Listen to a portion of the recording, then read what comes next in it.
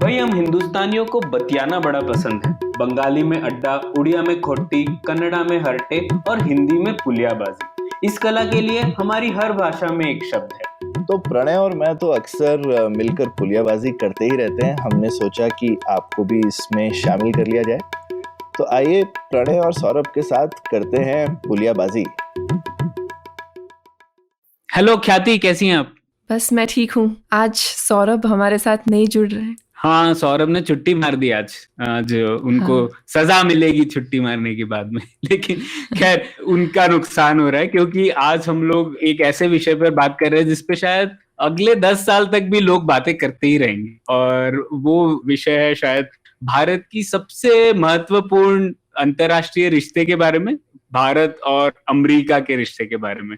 तो ठीक रहेगा ना ख्याति, आपको क्या लगता है? बिल्कुल। हमने वैसे ये साल की शुरुआत ही बहुत सारा जियोपॉलिटिक्स डिस्कस करके की है, तो आज थोड़ी भारत और अमेरिका की पॉलिटिक्स के अंदर और डुबकी लगाई जाए, अच्छा रहेगा। बिल्कुल बिल्कुल। तो कौन है आज हमारे गेस्ट? हाँ, तो इस विषय के लिए हमारे पास एक परफेक्ट गेस्ट मौजूद है जिन्होंने भारत और अमेरिका के उभरते और बदलते और कभी कभी उतार चढ़ाव वाले रिश्ते को तकरीबन 30 सालों तक से देखा है लगातार, वो भी अमेरिका में रहते हुए। तो हमारे साथ आज पुलियाबाजी में जुड़ रही हैं सीमा सिरोही। सीमा जी कॉलमिस्ट है इकोनॉमिक टाइम्स के लिए, और उसके पहले भी उन्होंने कई सारे आर्टिकल्स लिखे हैं अलग अलग पब्लिकेशंस के लिए भारत और अमेरिका के बारे में। और उनकी हाल ही में किताब आई है friends benefit the India US story, और इस पे उन्होंने अपने पूरे जीवन की जो मेहनत है और उसको एक किताब फॉर्म में लिखा है, जिसमें उन्होंने 30 साल से भारत के और अमेरिका के रिश्ते किस तरीके से बदले हैं उसके बारे में काफी विस्तृत से वर्णन किया है। तो सीमा, बहुत बहुत स्वागत है आपका पुलियाबाजी में। थैंक यू, बहुत बहुत धन्यवाद, और I look forward to this discussion. Seema, सबसे पहले तो इसी बारे में जानना चाहेंगे कि ये किताब लिखने का विचार कब आया आपको? कैसे आया तो मैं नहीं पूछूंगा क्योंकि आप तो इसके ऊपर काम कर ही रही है कब से, लेकिन कब आया और मतलब क्या सोच थी आपकी किताब लिखने की? क्यों? क्योंकि आपने तो कई सारे आर्टिकल्स लिखे हैं, 30 सालों से आपने बताया है किस तरीके से रिश्ता बदल रहा है, तो किताब क्यों? करीब 3-4 साल पहले मेरे एक दो दोस्त थे, उन्होंने कहा कि तुमको किताब लिखनी चाहिए। तो मैं तो सोचती थी कि मैं क्या लिखूंगी, मैंने सब कुछ तो रिपोर्ट कर ही दिया है, उससे अब किताब में कैसे करा जाए। फिर पैंडेमिक आ गया, तो हम लोग सब घर में बंद थे, ज्यादा कुछ इंटरेक्शन नहीं हो रहा था, कहीं आने जाने का कम ही हो रहा था। तो मैंने सोचा चलो किताब लिखने की कोशिश की जाए। तो जो मेरे पास अपने सारे आर्टिकल्स का रिकॉर्ड था, मैंने रखे हुए थे पिछले 30 साल के। जब पहले पहले हम यहाँ आए तो टेलीग्राफ न्यूज़पेपर जो कलकत्ता का है उसके लिए काम करती थी मैं, वॉशिंगटन कॉरेस्पॉन्डेंट थी मैं उनके लिए। तो मैंने सोचा कि लिखी जाए किताब। फिर जब मैंने अपने पुराने आर्टिकल्स पढ़ने शुरू किए तो मेरे एक और रीजन भी मिल गया कि जो आप जैसे कह रहे थे ना, उतार चढ़ाव। तो जब मैं पहली बार यहाँ आई थी तो हमारी जो रिलेशनशिप थी इंडिया और यूनाइटेड स्टेट्स की, वो बहुत मुश्किलों से भरी हुई रिलेशनशिप थी। हम लोग के डिसएग्रीमेंट्स ज्यादा थे और एग्रीमेंट्स कम थे। तो इसको मैंने डिस्क्राइब किया है कि जैसे टेस्टी रिलेशनशिप, हम लोग एक दूसरे पर चिल्लाते ज्यादा थे। और फिर जो पिछले 30 साल में बदलाव आया है वो मैंने देखा अपने आप, और उसको रिकॉर्ड भी किया। तो मैंने सोचा ये एक महत्वपूर्ण बात है कि इसे डॉक्यूमेंट किया जाए, इसे लिखा जाए इसके बारे में कि कहाँ से कहाँ तक गाड़ी पहुंच गई है। तो यही मेरे ज्यादातर मोटिवेशन रहे, क्योंकि जब पहले यहाँ पे एक दो बातें हुआ करती थी दोनों के बीच में, दोनों देशों के बीच में।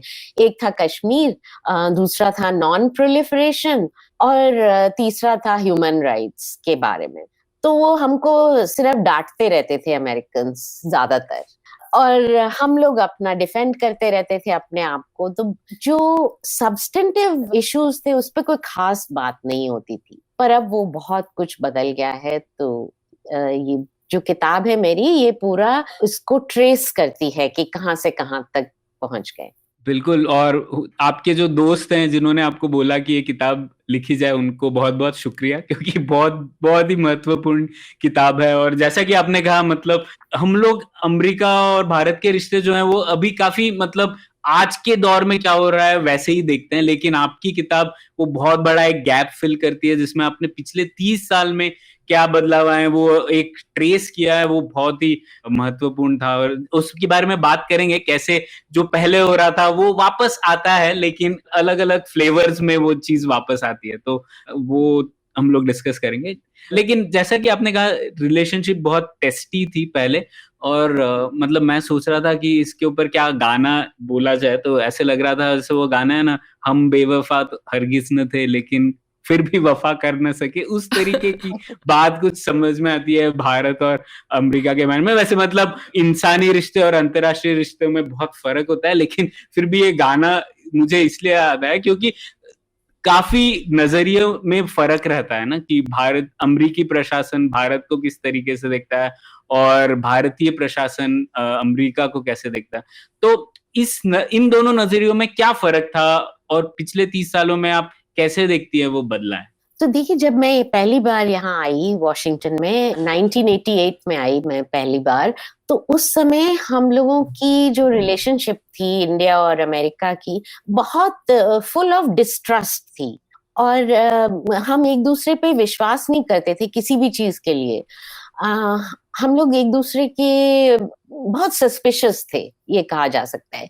अमेरिका ये सोचता था कि इंडिया तो भाई सोवियत यूनियन के कैंप में है और नॉन अलाइंड है, हमारे साथ कभी खड़ा नहीं होता है, हमारी हर बात को वो अपोज करता है। तो इंडिया सोचते थे कि अमेरिका जो है पाकिस्तान की तरफदारी हमेशा करते हैं और सिर्फ नॉन प्रोलिफरेशन की बातें करते हैं, हमारे न्यूक्लियर और मिसाइल प्रोग्राम्स को वो अपोज करते हैं। तो ये सब चलता था। तो हमें ये याद रखना चाहिए कि जो 50s, 60s, 70s में जो हमारा रुख था वो काफी एंटी अमेरिकन था। जैसे मुझे याद है जब मैं यूनिवर्सिटी में पढ़ती थी तो हम लोग बहुत ऑटोमेटिक एंटी अमेरिकन होते थे, चाहे कुछ भी वो कर रहे हो, हमको तो अमेरिका को अपोज ही करना होता था। तो सब लोग, हम ये सोचते थे कि ये सारी इनकी एम्बेसी है, ये CIA एजेंट से भरी हुई है और सिर्फ भारत को भारत को अंडरमाइन करने के लिए इनका फॉरेन पॉलिसी है। शातिर कैपिटलिस्ट है सब।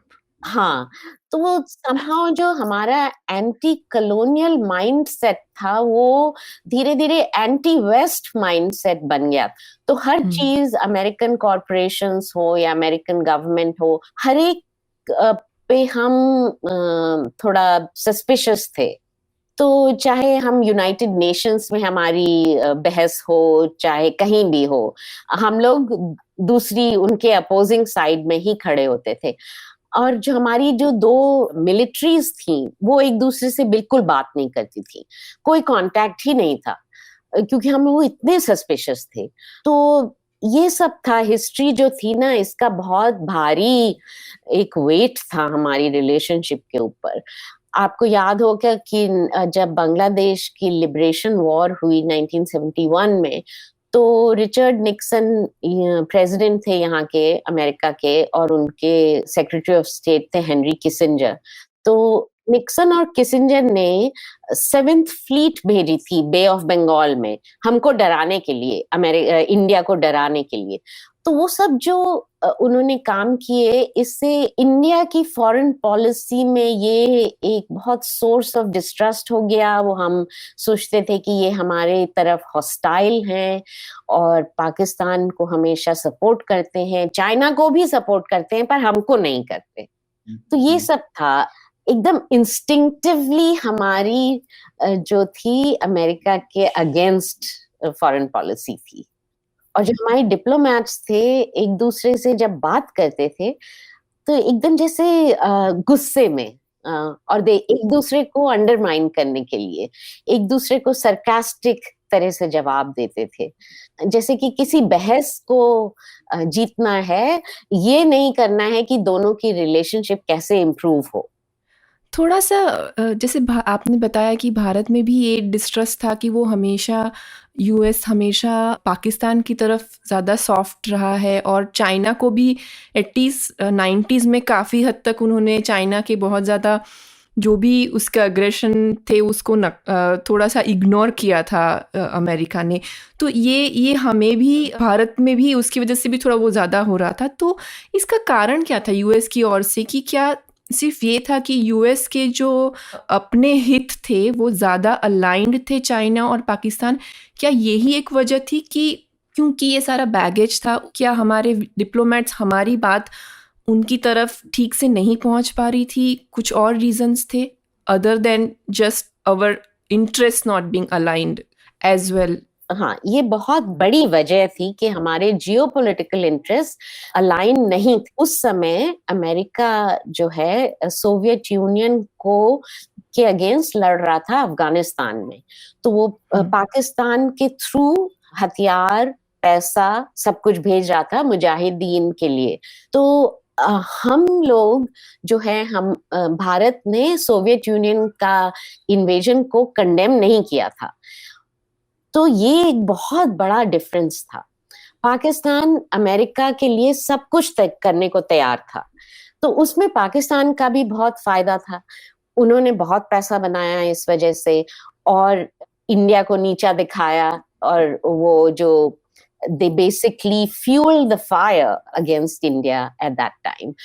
और पाकिस्तान को इतनी शय मिली हुई थी, तो उन्होंने खूब टेररिज्म भी शुरू कर रखा था इंडिया के अगेंस्ट। पर ये जो बात थी कि पाकिस्तान के यहाँ जितने टेररिस्ट ग्रुप्स हैं वो इंडिया पे अटैक करते, इस बात को अमेरिकन डिप्लोमैट्स सुनना ही नहीं चाहते थे। वो जब इंडियन डिप्लोमैट्स उनको ये बताते थे तो वो जस्ट उनके एकदम इग्नोर कर देते थे इस बात, क्योंकि अमेरिका के हित में ये नहीं था कि ये बात रेज की जाए पाकिस्तान के साथ, क्योंकि जो उनका ज्यादा बड़ा गोल था वो था कि सोवियत यूनियन को कैसे हराया जाए। तो उसमें पाकिस्तान उनका बिल्कुल साझेदार था। तो ये एक बहुत बड़ा रीजन था। बाकी इंडिया के साथ उनकी कोई ना तो बिजनेस थी ना कुछ। अमेरिकन कंपनीज को तो इंडिया ने बाहर निकाल दिया था, आपको याद हो, IBM को बाहर निकाल दिया था। कोई ऐसा स्टेक होल्डर नहीं था वॉशिंगटन में जो कि इंडिया के लिए आर्ग्यू करे कि भाई इंडिया के साथ रिलेशनशिप अच्छी होनी चाहिए। पूरी US कांग्रेस में हमारा एक दोस्त था, सिर्फ एक, उनका नाम था कांग्रेसमैन स्टीफन सोलार्स। वो न्यूयॉर्क के थे, और वो ही सिर्फ कहते थे कि भाई इंडिया से दोस्ती करनी चाहिए। बाकी सब इंडिया के अगेंस्ट ही आर्ग्यू करते थे, क्योंकि हमने अफगानिस्तान में अमेरिका के अगेंस्ट स्टैंड लिया था। हाँ, और एक बड़ी दिलचस्प बात लगी जब आपने बात की थी रिचर्ड ने की, तो जैसा कि आपने किताब में बताया कि उस दौरान रिपब्लिकन्स जो थे वो भारत के काफी विरुद्ध थे, लेकिन डेमोक्रेट्स थोड़ा मतलब ठीक है इतने विरुद्ध नहीं थे।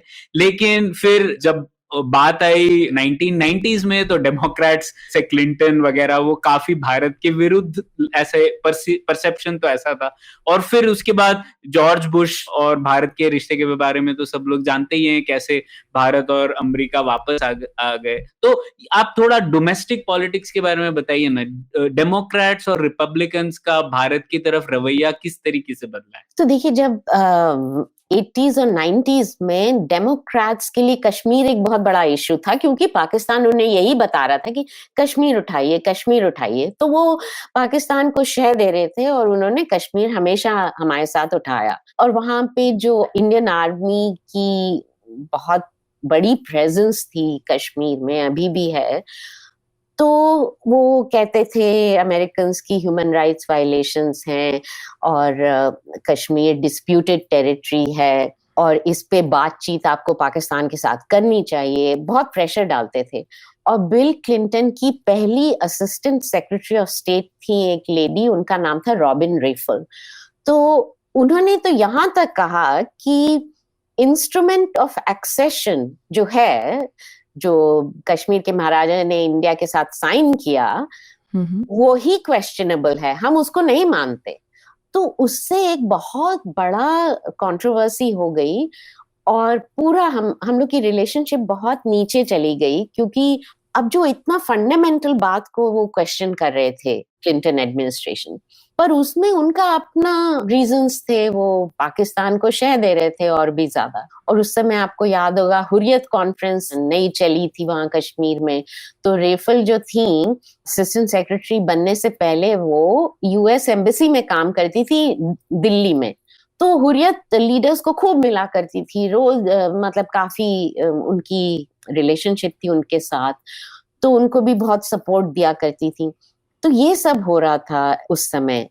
और फिर इंडिया के न्यूक्लियर टेस्ट हुए 1998 में। उसके बाद तो पूरा ही हमारे अगेंस्ट क्लिंटन एडमिनिस्ट्रेशन ने बहुत एक्शंस लिए, सैंक्शंस हमारे ऊपर डाली, 160 करीब इंडियन एंटिटीज को ब्लैकलिस्ट कर दिया कि उनके साथ कोई बिजनेस नहीं हो सकती, उनके साथ हम उनको कुछ भी नहीं हम बेचेंगे, ऐसा हुआ। तो रिलेशनशिप बहुत नीचे चली गई। और जो प्राइम मिनिस्टर वाजपेयी ने एक चिट्ठी लिखी थी क्लिंटन को, ये एक्सप्लेन करते हुए कि क्यों हमने टेस्ट किए हैं, उसमें उन्होंने चाइना का रीजन दिया था कि चाइना हमारे सिर पे बैठा है और उनका और पाकिस्तान के बीच में जो न्यूक्लियर सहयोग चल रहा है, इससे हमारी सिक्योरिटी बहुत थ्रेटन होती है, इस वजह से हमारे को ये करना पड़ा। तो क्लिंटन व्हाइट हाउस ने वो लेटर लीक कर दिया न्यूयॉर्क टाइम्स को इमीडिएटली और वाजपेयी को एम्बैरेस करा। तो ये सब हो रहा था। उसके बाद धीरे धीरे डायलॉग शुरू हुआ दोनों के बीच में। तो स्ट्रोब टैलबट इनके डेप्यूटी सेक्रेटरी ऑफ स्टेट थे और Jaswant Singh chairman of the planning commission थे उस समय, फिर बाद में वो फॉरेन मिनिस्टर बन गए। उनके बीच जो डायलॉग हुआ वो पहली बार डायलॉग था जिसमें कि इंडिया की क्या सिक्योरिटी कंसर्न है उसको डिटेल में डिस्कस किया गया। फिर भी अमेरिकन्स का रुख ये था कि आप अपना न्यूक्लियर प्रोग्राम बंद करें, उसे वापस ले जाएं, और उसको बोला गया था कैप एंड रोल बैक, मतलब उस न्यूक्लियर प्रोग्राम को कैप किया जाए, उसको वापस लिया जाए, आपने जो भी प्रोग्रेस की है उसको बंद किया जाए। तो उस डायलॉग में ये सब बातचीत चल रही थी, पर जसवंत सिंह ने बहुत स्ट्रॉन्ग स्टैंड लिया और ऐसा कुछ नहीं हुआ। India stuck by its position and slowly the Americans realised that India का जो न्यूक्लियर प्रोग्राम है वो we have to live with it basically. उसके बाद वो फिर दूसरी तरह से देखने लगे इंडिया रिलेशनशिप को। बाकी यूएस कांग्रेस में भी कुछ चेंजेस आए। वहां जब सैंक्शंस लगी इंडिया के ऊपर, तो जो अमेरिकन डोमेस्टिक लॉबी है, फार्मर्स लॉबी है, उन्होंने ये आर्ग्यू किया कि भाई हमें तो भाई गेहूं बेचना है इंडिया को, आप अपनी सैंक्शंस भूलिए, और ये जो हमारे फार्मर्स को बड़ी चोट पहुंच रही है। तो ये सब बातचीत होने लगी। और उस समय जो बाइडेन जो प्रेसिडेंट है, उस समय वो सेनेटर हुआ करते थे, और उन्होंने एक बहुत बढ़िया बात कही। उन्होंने कहा कि देखिए, इंडिया जितनी बड़ी कंट्री है, इतनी बड़ी कंट्री से आप दुश्मनी नहीं रख। तो उन्होंने एक लेटर लिखा, बहुत इंपॉर्टेंट लेटर था वो उस समय। तो फिर धीरे धीरे बातचीत का रुख बदला, उनको थोड़ी समझ आई कि भाई China is a big factor in India security concern. और फिर हुआ कारगिल वॉर जब हुई, तो उसमें प्रेसिडेंट बिल क्लिंटन ने एकदम प्रो इंडिया रुख लिया। उन्होंने कहा कि पाकिस्तान की गलती है, उन्होंने लाइन ऑफ कंट्रोल को क्रॉस किया है, ये गलत है, ये अगेंस्ट इंटरनेशनल लॉ है, इनको वापस जाने का है। तो बहुत स्ट्रॉन्ग स्टैंड लिया। मुझे याद है कि इंडियन डिप्लोमेट्स बिलीव ही नहीं कर पा रहे थे कि क्लिंटन ने ऐसा कहा है क्योंकि अब तक जो था वो इतने प्रो पाकिस्तान थे कि कारगिल में जब उन्होंने प्रो इंडिया स्टैंड लिया तो बहुत सरप्राइज हुआ दिल्ली में। तो फिर धीरे धीरे बात मतलब बदलती रही, रिलेशनशिप बदलने लगी। तो क्या कारगिल कॉन्फ्लिक्ट में भारत ने जो संयम दिखाया और एलओसी नहीं क्रॉस की, उसका शायद हमें कुछ फ़ायदा मिला कि अमेरिकी एडमिनिस्ट्रेशन का हमें देखने का नज़रिया उसकी वजह से बदला, कि जैसे आपने कहा कि उनके कमर्शियल इंटरेस्ट भी थे धीरे धीरे तब तक बनने लगे थे, तो वो दोनों का मिक्सचर कहीं काम किया होगा?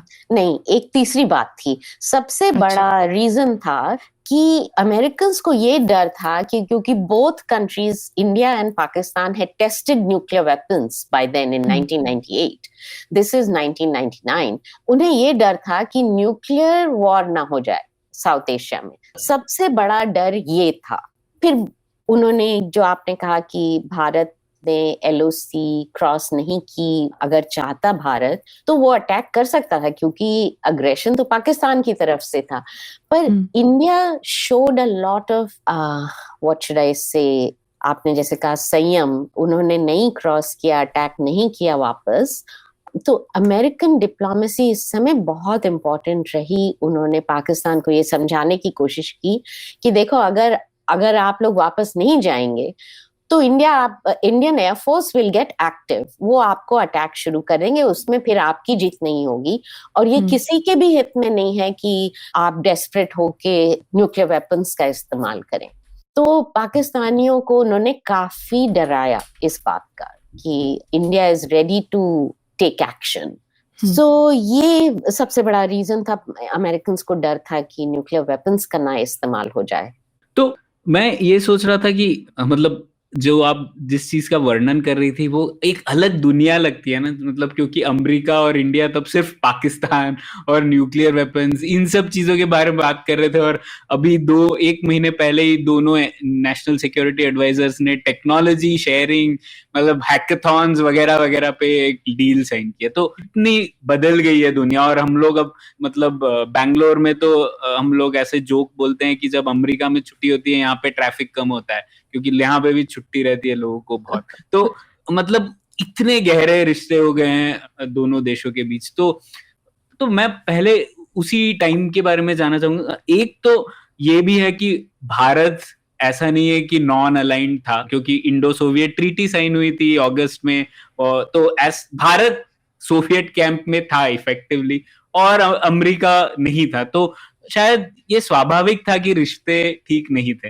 लेकिन फिर जब 1991 में सोवियत यूनियन रहा ही नहीं, उसके बाद शायद रिश्ते बदलना शुरू होने चाहिए थे। लेकिन फिर ये न्यूक्लियर वेपन्स वाला इशू आ गया और उसके चलते और 10 साल लगे ये रिश्ते संभलने में। तो आप पाकिस्तान की बात तो ठीक है, अब हम समझते हैं, लेकिन चीन के बारे में बताइए ना, क्यों ऐसा था? अब अभी भी लोग जैसे बात कर रहे हैं यूएस में कि यूएस ने खुद बढ़ावा दिया चीन को, और अब चीन और यूएस के बीच में ही द्वंद्व चल रहा है। तो आपका वहां पर रहते हुए क्या अंडरस्टैंडिंग था कि यूएस चीन को इतनी समर्थन क्यों दे रहा है? तो ये आपको याद होगा बिल क्लिंटन की जो प्रेसिडेंसी थी 8 साल में, उन्होंने चाइना को बहुत बढ़ावा दिया, क्योंकि यूएस कॉर्पोरेशंस इतना पैसा बना रहे थे, कोई हद ही नहीं थी। सब कुछ उन्होंने लीगली बेचा चाइना को। जो टेक्नोलॉजी हमको नहीं बेची, हर छोटी टेक्नोलॉजी, बड़ी टेक्नोलॉजी जो इंडिया खरीदना चाहता था, उस पे हमको बहुत मुश्किलें आती थी। मतलब हमको तो सुपर कंप्यूटर भी नहीं खरीदने दिया इन्होंने, कितनी मुश्किलें आई, क्योंकि हमने न्यूक्लियर नॉन प्रोलिफरेशन ट्रीटी को साइन नहीं किया था। तो ये एक बहुत बड़ा रीजन था जिसकी वजह से टेक्नोलॉजी, डुअल यूज टेक्नोलॉजी जिसको कहते हैं, वो हमको बेच नहीं सकते थे American. At least that's what they used to say, the reason they used. पर चाइना के बारे में ऐसा कुछ नहीं था। China is a nuclear weapons power, it's one of the 5 permanent members of the UN Security Council। तो और 1969 में वो सोवियत साइनो स्प्लिट भी हो गया, तो भी उनको फायदा हो गया शायद। हाँ, तो जो अमेरिका ने चाइना के ऊपर ओपनिंग की ना, जो निक्सन ने की, वो एक अमेरिका के लिए बहुत बड़ी फॉरेन पॉलिसी जीत मानी जाती है इनके दिमाग में, क्योंकि इन्होंने कम्युनिस्ट ब्लॉक को बीच में से तोड़ दिया, राइट, कि चाइना इनकी तरफ आ जाएगा और सोवियत यूनियन अकेले रह जाएगा। तो फिर ये बढ़ावा देने लगे कि टेक्नोलॉजी बेचो, इनके साथ व्यापार ज्यादा बढ़ाओ। फिर होप ये था, इनकी उम्मीद ये थी कि अगर हम चाइना के साथ रिलेशंस ज्यादा बढ़ाएंगे तो चाइना हमारी तरह बन जाएगा, डेमोक्रेटिक बन जाएगा धीरे धीरे, और जो रिफॉर्म्स चाहते हैं चाइनीज कम्युनिस्ट सिस्टम में, उनको बढ़ावा मिलेगा अगर अमेरिका उनके साथ रहेगा, उनको थोड़ा शय देगा। तो ये सोच था उस समय। और कॉर्पोरेशंस तो ये बिल्कुल मानते थे कि हाँ हाँ बेचेंगे, हम तो इतना पैसा बना रहे थे कि कोई हद ही नहीं है। तो इस समय यहाँ तक बात पहुंच गई कि Chinese penetrated US defence labs even. इतनी खुली छूट थी चाइना को कि वो यहाँ पे किस किस को नहीं भेजा उन्होंने, हर जगह उनके मोल्स थे। जो यहाँ की लॉस एलमोस डिफेंस लेबोरेटरी है, जो इनकी बहुत महत्वपूर्ण रिसर्च, डिफेंस रिसर्च की लेबोरेटरी है, उसमें एक वेपन था W88 न्यूक्लियर वेपन वॉरहेड जिसको कहते हैं, वो भी चाइना ने चुरा लिया। वो तो जब चाइना ने नेक्स्ट टेस्ट किया तो अमेरिकन ने जब देखा उसका डेटा तो उन्हें लगा कि ये तो हमारा ही वॉरहेड है, ये तो क्योंकि ये लोग सोचते थे कि चाइना अभी इतना छोटा सा वॉरहेड डेवलप करने के लिए उसमें बहुत साल लगेंगे चाइना को। पर जब उन्होंने ये टेस्ट देखा, उसका रिजल्ट्स देखे, तो इन्हें पता चला कि हाँ ये तो इन्होंने किसी तरह से ले लिया है। फिर भी बिल क्लिंटन ने उनके ऊपर कोई खास सैंक्शन नहीं की, कोई एक्शन नहीं लिया, क्योंकि इतना पैसा आ रहा था डेमोक्रेटिक पार्टी नेशनल कमेटी में, इतना पैसा आ रहा था चाइना से, मतलब कटआउट्स के थ्रू थर्ड पार्टीज कि मतलब उसकी कोई हद ही नहीं थी। तो ये सब था, corruption in the political system, the amount of money in the US election system that is required to fight elections, ये सब भी था। तो बहुत सारे रीजंस थे कि इन्होंने चाइना के ऊपर कोई एक्शन ही नहीं लिया, जबकि पता था इन्हें क्या हो रहा है। क्योंकि यूएस इंटेलिजेंस एजेंसीज मतलब 1990 से बता रही थी इनको कि China is sending missiles to Pakistan, China is selling missiles to Iran, जो कि इनका दुश्मन देश माना जाता है अमेरिका का। फिर भी क्लिंटन ने कोई एक्शन नहीं लिया। तो अब कहानी में लाते हैं हीरो को। तो जॉर्ज बुश के टाइम पे, जैसे आपने कहा है कि अभिषेक सिंघवी ने तो ये भी कहा था कि भारत रत्न मिलना चाहिए जॉर्ज बुश को। तो मतलब क्यों ऐसे था, क्यों जॉर्ज बुश भारत, क्या उनकी सोच में क्या अलग चीज थी कि वो बोल रहे थे कि भारत को बढ़ावा देना चाहिए और भारत के साथ रिश्ते और बेहतर करने चाहिए? तो जब ये न्यूक्लियर वॉरहेड की चोरी हुई यहाँ से, उस समय रिपब्लिकन पार्टी की आंखें खुल गईं। उन्होंने काफी क्लिंटन को डांट लगाई, लेटर्स लिखे और डिमांड करी कि इन्वेस्टिगेशन हो। तो रिपब्लिकन पार्टी में एक दो लोग ऐसे थे जो कि इस बारे में बात उन्होंने शुरू कर दी कि भाई चाइना हमारे यहाँ से इतनी चीजें ले रहा है, ये यूएस के स्ट्रेटेजिक इंटरेस्ट में नहीं है ये बात, तो इसको बंद करना चाहिए। तो न्यूट गिंगरिच उस समय स्पीकर ऑफ द हाउस थे, वो रिपब्लिकन थे, उन्होंने भी चिट्ठी लिखी क्लिंटन को कि इसको ध्यान में रखिए आप। तो जब जॉर्ज डब्ल्यू बुश थे, जब उन्होंने इलेक्शन जीता, उनकी जो ब्रेन ट्रस्ट थी जिसको माना जाए, उसमें कई लोग ऐसे थे जो कि चाइना को अलग तरह से देखते थे, डेमोक्रेटिक पार्टी की जैसे नहीं देखते थे, वो चाइना को राइवल समझते थे। तो जैसे रॉबर्ट ब्लैकवेल जो फिर इंडिया में एम्बेसडर रहे, कॉन्डोलीजा राइस और भी कई लोग थे जो कि चाइना के बारे में उनका अलग सोच था। दूसरा जॉर्ज डब्ल्यू बुश का ये सोच था कि भाई इंडिया इतनी बड़ी डेमोक्रेसी है, इतना बड़ा देश है, हमारी उसके साथ दोस्ती क्यों नहीं है। ये सवाल उन्होंने अपनी ब्रेन ट्रस्ट को पोज किया कि भाई ऐसा क्यों नहीं है कि हम बेहतर दोस्त नहीं हैं। तो जब वो आए अपने व्हाइट हाउस में, उनकी एडमिनिस्ट्रेशन शुरू हुई, तो ये उनका बैकग्राउंड था। तो वो ऑलरेडी पॉजिटिवली सोचते थे इंडिया के बारे में, compare to the Democratic Party, compare to the Democratic candidate who was running for president. तो ये बहुत बड़ा एक डिफरेंस था। फिर तो उन्होंने हीरो वाला काम कर ही दिया, जैसे आप जानते हैं। फर्स्ट बुश एडमिनिस्ट्रेशन में तो उनका दिमाग उनका जो फोकस था वो 9/11 हो गया, उनके आते ही कुछ ही महीनों में 9/11 हो गया, तो उनका फोकस इंडिया से थोड़ा सा हट के पाकिस्तान पे दोबारा चला गया, अफगानिस्तान पे चला गया। पर सेकेंड एडमिनिस्ट्रेशन में उन्होंने ये न्यूक्लियर डील की इंडिया के साथ, पर जो ग्राउंड वर्क था उनकी फर्स्ट एडमिनिस्ट्रेशन में हो गया था। 2-3 एग्रीमेंट साइन हो गए थे इंडिया के साथ, जिसके बेसिस पे फिर न्यूक्लियर डील हुई। तो मैंने एक और कारण सुना है, मैं जानना चाहता हूँ उसमें कुछ सच है कि नहीं, कि क्योंकि वो टेक्सास में गवर्नर थे ना शायद जॉर्ज बुश, और हाँ। वहां पर टेक्सास में उनका ये अनुभव था कि जो भारतीय लोग हैं, इंडियन अमेरिकन या इंडियन, उनका काफी समाज में काफी पॉजिटिव रोल था, डॉक्टर्स वगैरह काफी थे। तो उसी टाइम से जो उनका एक्सपीरियंस था कि भारतीय लोग का काफी सकारात्मक योगदान रहता है और रह सकता है, तो वो भी उनको सेटअप किया अच्छे रिश्तों के लिए भारत। और तो इसमें कुछ सच है क्या? आपने भी सुना है ऐसा? हाँ, सुना है, क्योंकि उनके सबसे बड़े one of the big donors George W Bush के कैंपेन में जिन्होंने काफी पैसा दिया, वो एक इंडियन डॉक्टर ही थे, जैक जकारिया उनका शायद नाम था। तो बुश फैमिली के साथ और जकारिया फैमिली के बहुत आने जाने का संबंध था, बहुत पास की दोस्ती थी। तो जॉर्ज डब्ल्यू बुश का बहुत पॉजिटिव एक्सपीरियंस था इंडियन अमेरिकन कम्युनिटी के साथ। और टेक्सास में तो बहुत काफी बड़ी कम्युनिटी है, नंबर्स के अगर देखा जाए, वहाँ काफी लोग जाके सेटल हुए हैं।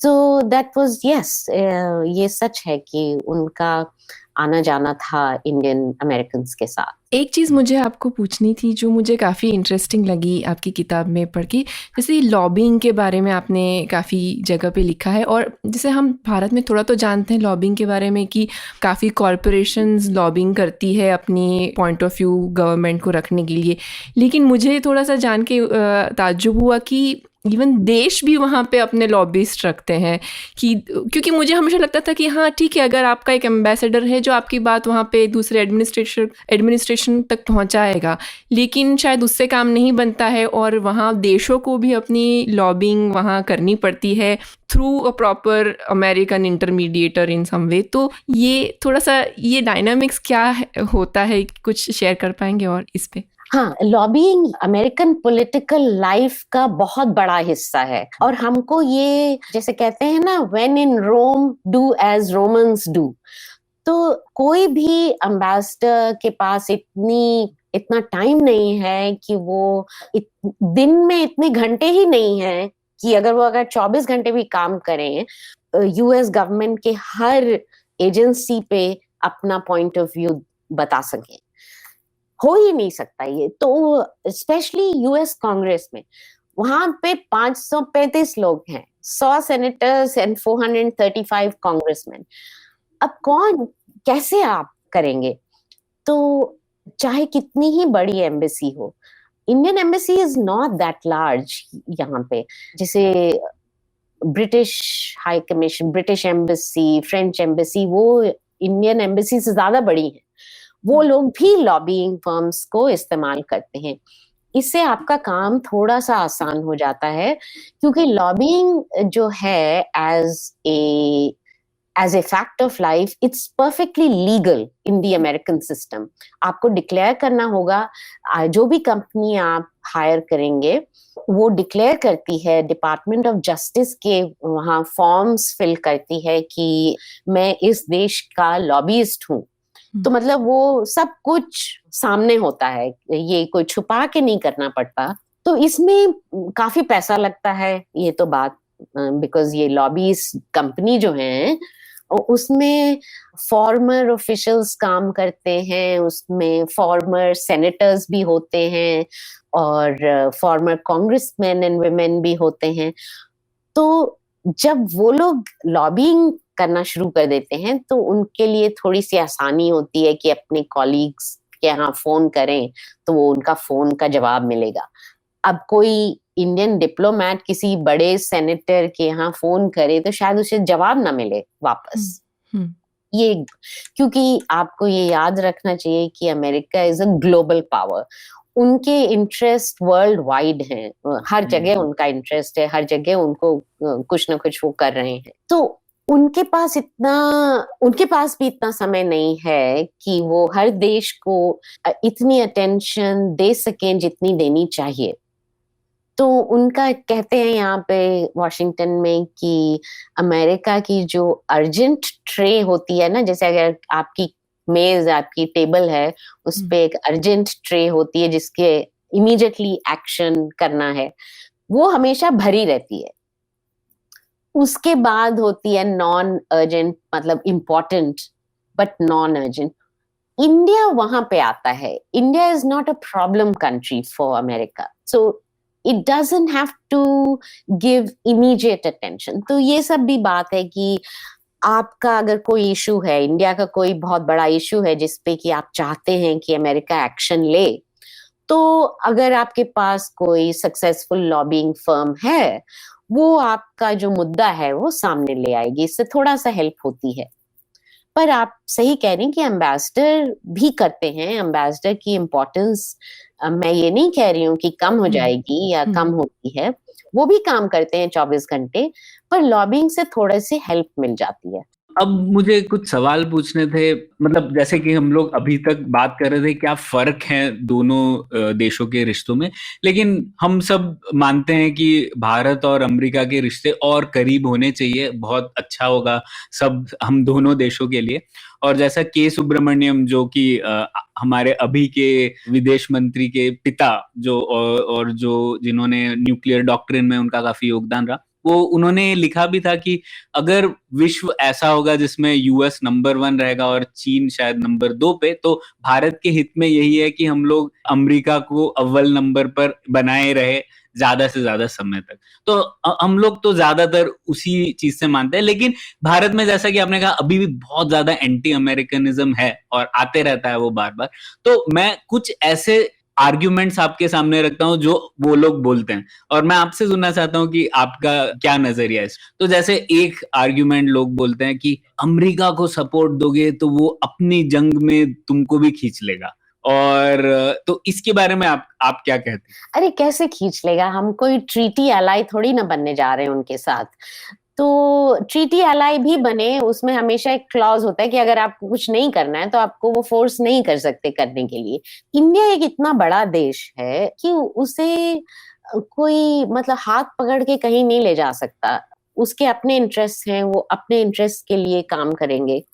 तो मेरे ख्याल से ये आर्ग्यूमेंट सही नहीं है कि आप उनकी लड़ाइयों में इन्वॉल्व हो जाएंगे ऑटोमेटिकली। ऐसा कुछ नहीं है। कितनी बार अमेरिका ने हमसे पूछा इराक में जाने के लिए, अगर आपको याद होगा, जब Iraq war George W Bush ने लॉन्च की, तो वो चाहते थे कि जब सद्दाम हुसैन हट गए, उनको हटा दिया गया, जो बाकी वो वापस आना चाहते थे, अमेरिकन ट्रूप्स को वापस लाना चाहते थे, कि जिससे ये ना लगे कि अमेरिका इज ऑक्यूपाइंग इराक। तो उन्होंने इंडिया से भी पूछा था, बहुत आगे तक बात पहुंच गई थी।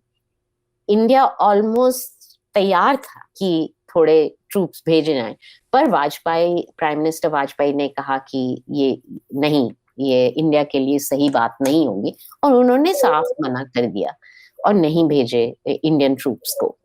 जबकि यहाँ तक बात पहुंच चुकी थी कि कौन सी बटालियन जाएगी ये तक भी आइडेंटिफाई हो चुका था, क्योंकि एलके अडवाणी यहाँ आए थे, जिनको कि ऑलमोस्ट कन्विंस कर दिया था वाइस प्रेसिडेंट डिक चेनी ने कि इंडिया को भेजना चाहिए ट्रूप्स को। और भारत में भी कई जर्नलिस्ट ने ये स्टैंड लिया था कि हाँ भेजना चाहिए, फेमस लोगों ने स्टैंड लिया था कि भेजना चाहिए, क्योंकि इस समय अमेरिका के साथ हमको ये प्रूव करना चाहिए कि हम अमेरिका के साथ हैं। पर आई थिंक वाजपेयी ने जो डिसीजन लिया वो एकदम सही डिसीजन था, क्योंकि आज तक अब तो अमेरिकन भी ये मानते हैं कि Iraq war was the biggest foreign policy mistake in modern times that America committed. और जैसा कि आपने कहा, मतलब भारत ने भेजी नहीं फोर्सेस इवेंचुअली, और ऐसा नहीं हुआ कि उसकी वजह से अमेरिका और भारत के रिश्ते में बहुत बड़ी दरार आ गई। मतलब जो न्यूक्लियर डील है वो तो उसके बाद हुई, उसके Correct. 2-3 साल बाद। तो यही एक प्रूफ है कि जब हम लोग तो तब और छोटी इकोनॉमी थे, और तब भी भारत ने नहीं बोला, लेकिन फिर भी रिश्ते आगे बढ़ते रहे। तो ये कहना सही नहीं होगा कि मतलब अगर वो बोलेंगे तो हमें उनके पीछे जाना पड़ेगा, और अगर हम ऐसा नहीं करेंगे तो वो हम पर फिर से सैंक्शंस डाल देंगे या और कुछ। मतलब एटलीस्ट हिस्ट्री तो ये नहीं बता रही है हमें। ये सही बात है। ट्रस्ट को बढ़ाने में और बनाने में टाइम तो लगता है। जो हमारा डेकेड्स का मिसट्रस्ट है, उसको जाने के लिए, उसको मिटाने के लिए अभी थोड़ा टाइम है मेरे ख्याल से। ठीक है, तो अब दूसरा एक और तर्क जो लोग देते हैं कि यार ये अमेरिका बहुत ही भरोसेमंद नहीं है एकदम भी। तो अनरिलायबल या रिलायबिलिटी शब्द का काफी प्रयोग होता है, और हमेशा यही एक एग्जांपल देते हैं कि 1971 में रशिया ने हमें हेल्प किया, यूएसएसआर ने, और अमेरिका तो हमारे विरुद्ध था, तो यूएस इज इनहेरेंटली अनरिलायबल, ऐसा एक तर्क हमेशा दिया जाता है। तो आप कैसे सोचती है इसके? इस तर्क का जवाब एक और तर्क से दिया जा सकता है कि 1962 वॉर, इंडिया चाइना वॉर, उसमें अमेरिका ने हमारी हेल्प की और तैयार था और भी ज्यादा हेल्प करने के लिए। उस समय सोवियत यूनियन चाइना के साथ थे, और वो हमें ये कह रहे थे कि आप मान जाइए जो भी चाइना कह रहा है, और आप वापस जाइए और घर में जाइए अपने। तो ये बात थी। ठीक है, 71 में सोवियत यूनियन ने हमारी हेल्प करी और अमेरिका ने नहीं की, ये बात सही है। पर उसके बाद से जो रिलेशनशिप चेंज हुई है, इंडियन इकोनॉमी हैज ग्रोन, उसकी वजह से जो हमारी इकोनॉमिक और ट्रेड रिलेशनशिप बढ़ी है, तो मतलब अमेरिका के स्टेक्स इंडिया में काफी बढ़ गए, और जियोपॉलिटिकल इंटरेस्ट, हमारी कन्वर्जेंस है चाइना के ऊपर, क्योंकि अब अमेरिका पूरे जग चुके हैं कि चाइना उन्हें उनका दोस्त नहीं है, उनका राइवल है, और उन्हें डिस्प्लेस करना चाहता है, वो नंबर 1 बनना चाहता है। तो जो American experiment with China is over. तो ये सब भी एक रीजन है जिसकी वजह से मेरे ख्याल से अमेरिका को ट्रस्ट करना चाहिए, और करना पड़ेगा। हमारे पास चॉइस क्या है, आप ये बताइए। हमारे सर पे बैठे हैं चाइना। गलवान के बाद, 2020 के बाद जो हुआ है लाइन ऑफ एक्चुअल कंट्रोल पे, वो आप देख ही सकते हैं। इतना कुछ लोग तो ये मानते हैं कि उन्होंने काफी टेरिटरी ले ली है इंडिया की, उस पे हम पेट्रोलिंग नहीं कर सकते अब, जो पहले करते थे। तो 2020 में जब ये सब हो रहा था, तो किसने हेल्प की थी? अमेरिका ने हमें रियल टाइम इंटेलिजेंस दी थी उस समय, जबकि हमारा एग्रीमेंट भी नहीं साइन हुआ था। एक एग्रीमेंट है जो ये इस चीजों के बारे में होता है कि जियो स्पेशल इंटेलिजेंस जिसको कहते हैं, उनकी सैटेलाइट्स जो भी देख रही थी वो हमारे साथ उसी समय शेयर किया जब वो हो रहा था। तो ये सब ट्रस्ट बिल्डिंग ही तो है, और क्या है। तो अगर आप इंडियन मिलिट्री से पूछें ये बात, तो वो तो बहुत इम्प्रेस थे और बहुत खुश थे इस बारे में कि अमेरिका ने हमारी सहायता की इस बारे में। और ये भी याद रखना चाहिए कि जो रशिया है अब, वो तो पाकिस्तान को भी वेपन्स बेचने के लिए तैयार है। अफगानिस्तान में उन्होंने हमको बाहर निकालने की कोशिश की है कई बार। कोई भी जो डायलॉग्स होते हैं उसमें इंडिया को इंक्लूड नहीं किया उन्होंने, जबकि लैवरोव हमारे बड़े दोस्त माने जाते हैं, उनके फॉरेन मिनिस्टर। तो ये सब है, दीज आर द रियलिटीज। कोई भी काला सफेद करके नहीं देखा जा सकता कुछ भी जियोपॉलिटिक्स में, सब कुछ ग्रे होता है। और इस समय हमारी सहायता, I would say, America main issues पे कर रहा है, सहायता कर रहा है इंडिया की। अब तीसरा और आखिरी जो लोग बोलते हैं अक्सर कि यार ये अमेरिका हमें कभी भी क्रिटिकल टेक्नोलॉजी नहीं देगा, कि देखो जैसे रशिया ने और यूएसएसआर ने कितनी चीजें दी, ब्रह्मोस अभी भी चल रहा है यूएसएसआर और इंडिया के बीच, लेकिन फिर भी अमेरिका ने हमें कुछ नहीं दिया। तो ये इसमें थोड़ा आप सच मानती हैं कि ये भी थोड़ा एग्जैगरेशन है? इसमें थोड़ी सच्चाई है, क्योंकि अमेरिकन ब्यूरोक्रेसी जो है ना, उसमें इतनी लेयर्स हैं, आप बिलीव नहीं करेंगे। ये लोग कहते हैं ना इंडियन ब्यूरोक्रेसी बहुत स्लो है और ये प्रॉब्लमैटिक है, इनकी ब्यूरोक्रेसी उतनी ही प्रॉब्लमैटिक है, उससे भी ज्यादा है मेरे ख्याल से। तो इतने एक्सपोर्ट कंट्रोल्स हैं, कुछ भी ट्रांसफर करने के लिए कभी इस डिपार्टमेंट की अग्रीमेंट चाहिए, कभी उस डिपार्टमेंट से हाँ मिलनी चाहिए, तो इसी में सब कुछ खो जाता है। तो ये जो नया डायलॉग शुरू हुआ है क्रिटिकल टेक्नोलॉजी पे, जनवरी 31 को साइन हुआ है, मतलब इनिशिएट हुआ है between the two national security advisers, उसका यही उद्देश्य है कि ये सब ब्यूरोक्रेटिक लेयर्स को कट किया जाए। पर इसमें एक रियलिटी चेक मैं देना चाहूंगी, क्योंकि मैं 30 साल से कहानी सुन रही हूँ। 10 साल पहले एक और इनिशिएटिव लिया गया था जिसको कहते हैं defence trade and technology initiative, जिसमें कि यही आइडिया था कि भाई हम लोग कुछ साथ साथ बनाएंगे, कुछ वो हमें ट्रांसफर करेंगे, हमारा डिफेंस इंडस्ट्रियल बेस थोड़ा बढ़ेगा, कुछ होगा, ये सब बहुत बड़ी बड़ी बातें होंगी। 10 साल हो गए, कुछ भी नहीं हुआ है उसमें, एक भी चीज हम लोगों ने एक साथ नहीं बनाई है, चाहे वो एक सुई हो या एक प्लायर्स हो, कुछ भी नहीं बनाया है। ये एक बड़ी बात है, अब देखना पड़ेगा 1-2 साल में इसका क्या रिजल्ट होता है। So I would only express cautious optimism. तो कई बार ये होता है, कंफ्यूजन अमेरिकन सिस्टम में बहुत है कि कौन परमिशन देगा, कंपनी परमिशन देगी बेचने के लिए कि गवर्नमेंट एग्जीक्यूटिव ब्रांच परमिशन देगी, मतलब कि कॉमर्स डिपार्टमेंट देगा कि डिपार्टमेंट ऑफ डिफेंस देगा कि स्टेट डिपार्टमेंट देगा। और इतना बिजेंटाइन सिस्टम है ये, इतना कॉम्प्लेक्स सिस्टम है कि अगर किसी अमेरिकन ऑफिशियल से पूछें आप कि मुझे साफ साफ बताइए कहाँ बात अटकी हुई है, तो वो नहीं बता पाएंगे। तो मैंने ये किताब में भी मेंशन किया है कि मैं 30 साल से ये जानने की कोशिश कर रही हूँ कि भाई कितनी लिस्ट है यहाँ पे, कितनी एक्सपोर्ट कंट्रोल लिस्ट है, किस पे इंडिया कहाँ पे नंबर पे है, किस नंबर पे है, क्यों हमें ये डिनाय करा जा रहा है, क्यों नहीं बेच रहे ये वाली टेक्नोलॉजी, इसका रीजन क्या है? मुझे साफ जवाब इसका आज तक नहीं मिला।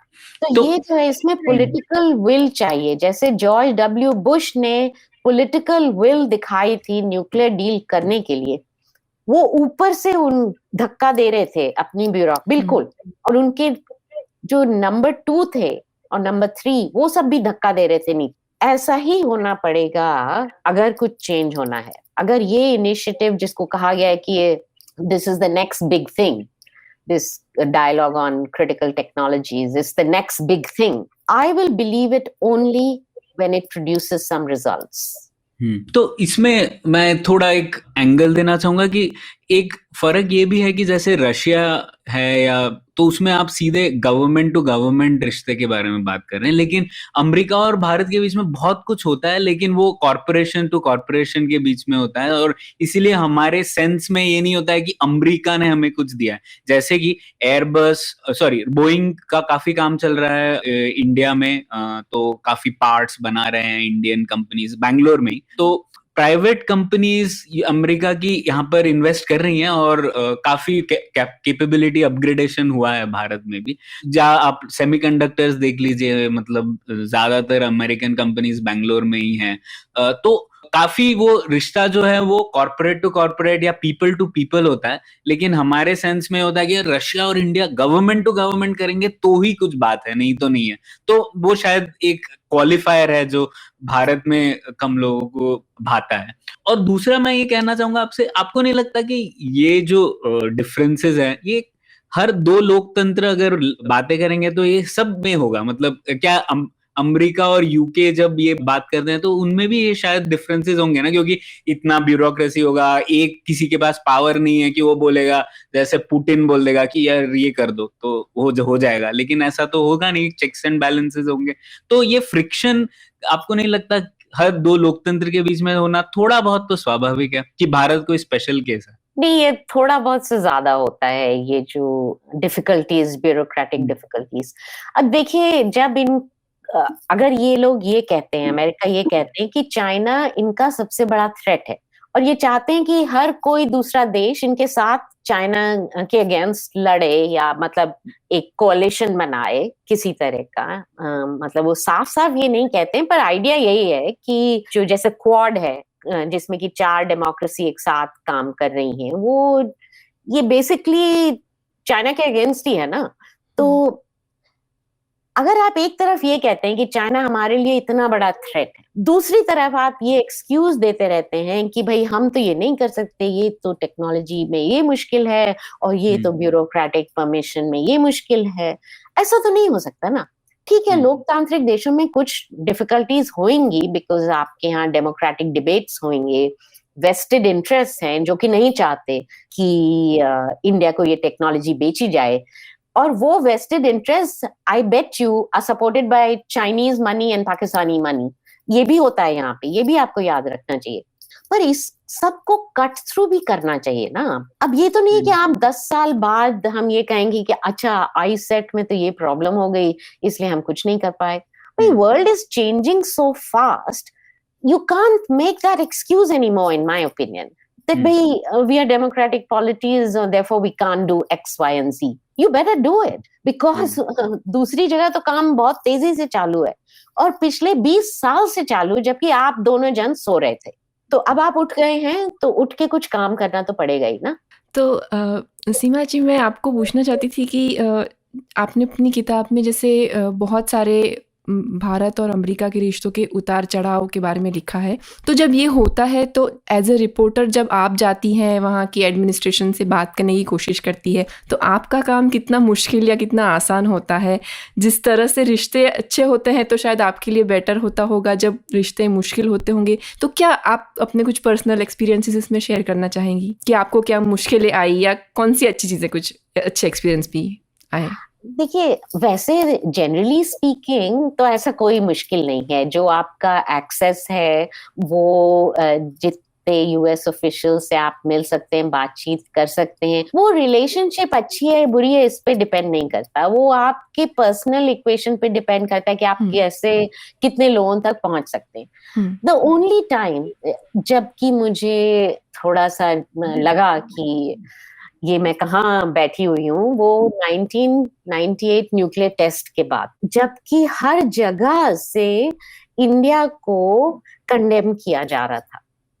आप किसी भी ऑफिशियल से बात करें, स्टेट डिपार्टमेंट ब्रीफिंग हो या व्हाइट हाउस ब्रीफिंग हो या क्लिंटन साहब बोल रहे हो या कोई और बात कर रहा हो यूएस कांग्रेस में, सब लोग इंडिया को कंडेम कर रहे थे, और मतलब इतने स्ट्रॉन्ग शब्द इस्तेमाल कर रहे थे कि मतलब थोड़ा सा, after all I am Indian, तो मेरे को भी थोड़ा धक्का लगता था कि, और मुझे ये लगता था कि ये कुछ ओवर रिएक्शन हो रहा है, क्योंकि इससे पीपल टू पीपल जो रिलेशनशिप जो बढ़ रही थी उस पे भी बुरा असर पड़ सकता है।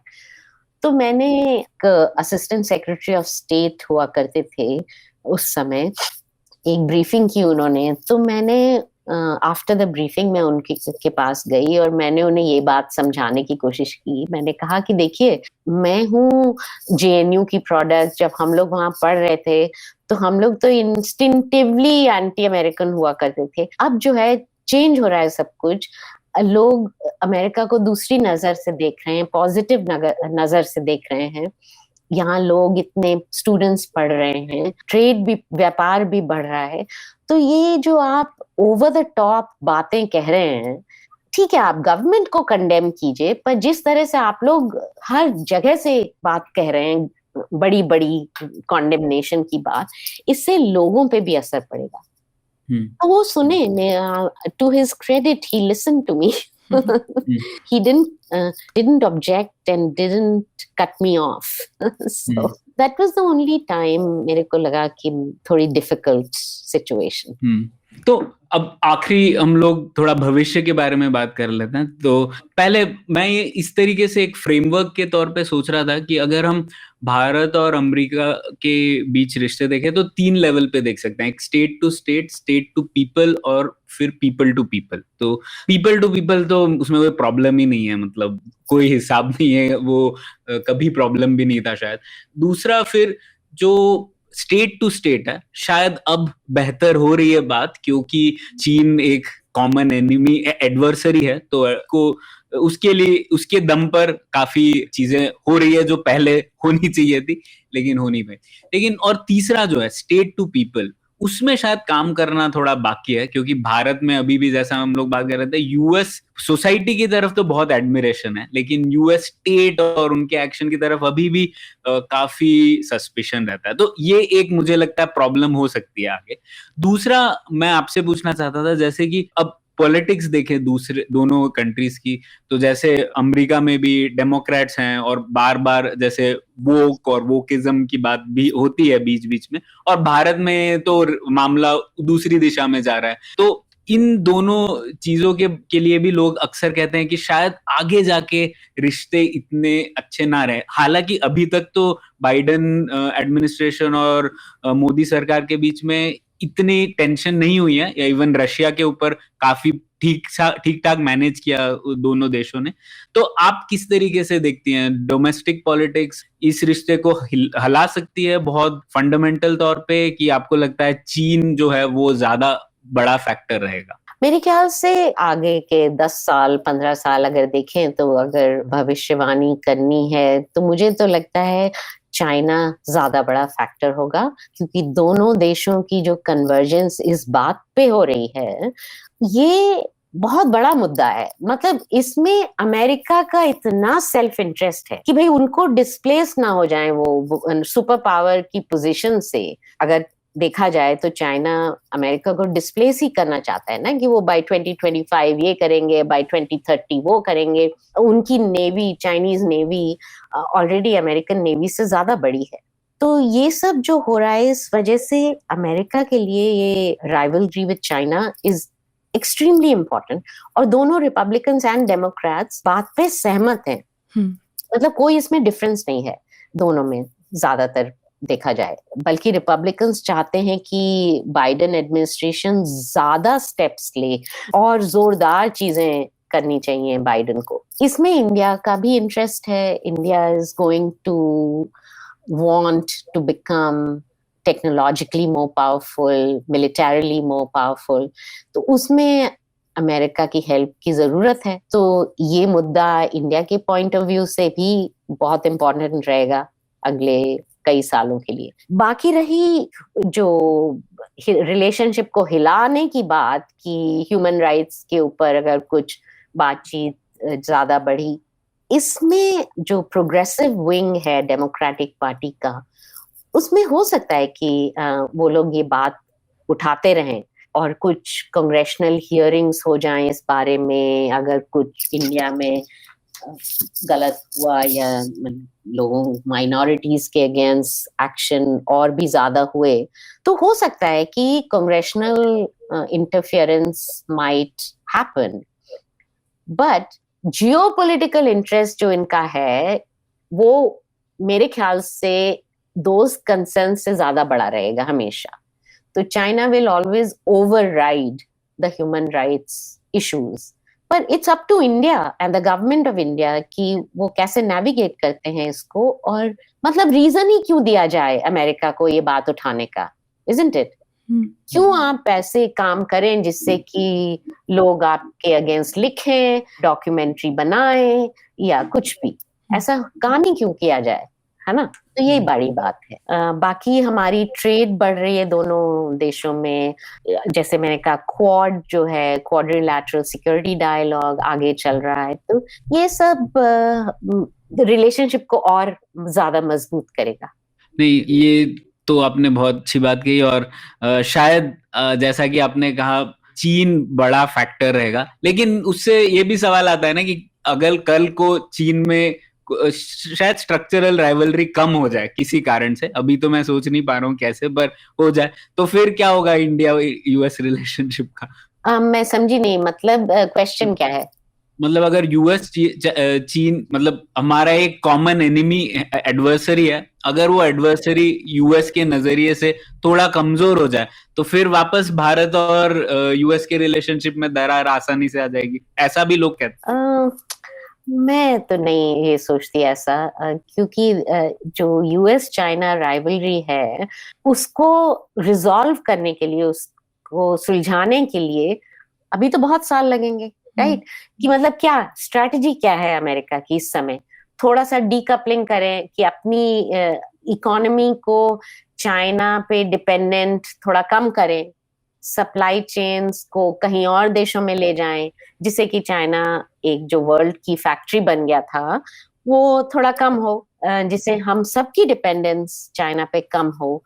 तो ये सब करने के लिए तो बहुत साल लगेंगे, क्योंकि डोंट फॉरगेट इसमें अमेरिकन कॉरपोरेशंस फिर आएंगे वापस खेल खेलने के लिए, आ ही गए हैं। मतलब जो भी एक्शन डोनाल्ड ट्रंप लेना चाहता था, उसके टाइम से चल रही है डिबेट, बाइडेन भी ज्यादा स्ट्रॉन्ग एक्शन लेना चाहते थे चाइना के अगेंस्ट, पर कॉरपोरेशंस बीच में आके उसको थोड़ा वो कर दिया, डाइल्यूट कर दिया बिल्स को, जो यूएस कांग्रेस में लेजिस्लेशन है उसको डाइल्यूट कर दिया। तो ये सब चलता रहेगा, खींचातानी चलती रहेगी सालों तक। एज फॉर मेरे ख्याल से जो जिनको आप रेफर कर रहे हैं वो G2 की बात कर रहे हैं शायद, है कि अमेरिका और चाइना एक ग्रुप ऑफ 2 बना लेंगे, दो बड़े देशों का ग्रुप, जैसे ओबामा के टाइम बात चल रही थी। हाँ, और क्लिंटन के टाइम भी चली थी। सबसे पहले बिल क्लिंटन ने ये प्रपोज किया था, फिर ओबामा ने इसके को प्रपोज किया था।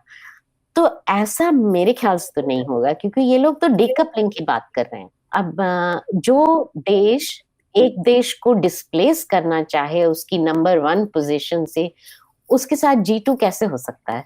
बिल्कुल, हाँ, नहीं तो बहुत बहुत मजा आया सीमा जी आपसे बात करके। और मैं ये सोच रहा था अंत में कि अगर ये कॉन्वर्सेशन 10-15 साल पहले होती तो हम लोग सिर्फ पाकिस्तान डिस्कस कर रहे होते। ये सिर्फ ये परिचायक है इस बात का कि किस तरीके से ये रिश्ता बदल चुका है। और अब पाकिस्तान सिर्फ पहले का फैक्टर था, लेकिन अब पिछले 40 मिनट हम लोगों ने पाकिस्तान का नाम भी नहीं लिया था और हम लोग इतनी अलग चीजों पे बात कर रहे हैं। तो यही बताता है कि किस तरीके से भारत की जब प्रगति हुई है तो इतने इंटरेस्ट हैं, जो कि पाकिस्तान को हम लोग काफी पीछे छोड़ चुके हैं उस मुद्दे को, और हम लोग कई और चीजों के ऊपर बात कर रहे हैं। तो बहुत बहुत मजा आया सीमा जी, और मैं अपने सभी श्रोताओं को बोलूंगा कि उनकी किताब जरूर पढ़िए। आपको भारत अमेरिका रिलेशंस का बहुत ही अच्छा ब्यौरा मिलेगा पिछले 30 साल में। नहीं तो आप सिर्फ न्यूज पढ़ते रह जाएंगे और समझ नहीं आएगा कि ऐसा हो रहा है तो वो क्यों हो रहा है। तो ये किताब आपको मदद करेगी उसमें, तो जरूर पढ़िएगा। बहुत बहुत शुक्रिया पुलियाबाजी पे आने का। धन्यवाद। धन्यवाद। धन्यवाद। धन्यवाद। उम्मीद है आपको भी मजा आया। यह पॉडकास्ट संभव हो पाया है तक्षशिला इंस्टीट्यूशन के सपोर्ट के कारण। तक्षशिला पब्लिक पॉलिसी में शिक्षा और अनुसंधान के लिए स्थापित एक स्वतंत्र संस्था है। आप दुनिया के किसी भी कोने में हो, आपकी उम्र कुछ भी हो, अगर आप पब्लिक पॉलिसी, विदेश नीति या टेक्नोलॉजी गवर्नेंस में रुचि रखते हैं तो तक्षशिला की वेबसाइट takshashila.org.in पर उनके कोर्सेज को जरूर चेक कीजिए। और अगर आप पुलियाबाजी में शामिल होना चाहते हैं तो हमसे कनेक्ट कीजिए puliyabazi@gmail.com पर या फिर @puliyabazi ट्विटर पर। शुक्रिया।